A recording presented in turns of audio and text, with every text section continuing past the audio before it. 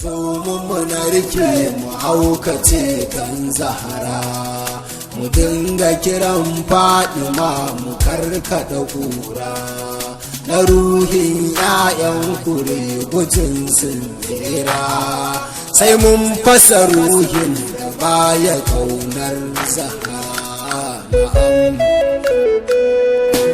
Taka ɗaiɗai sana ya ƙarshen zance, hasina kowa ya bar iyai sabu zance, asiri daga can ubangiji ya kudurce, ya zo a sufar ɗan adam da suna Zahra.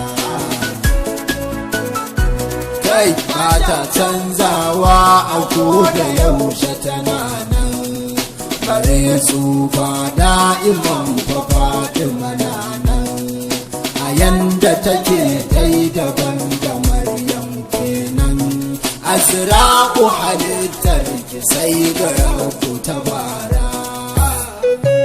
Ya Zahra idan ta tsaya lokacin ibadar Rabba, tana haske mala'iku su zamba su ba, hasken na haske Madina ba a sufa ba, kamar ya fitar kawaki take yi sutura.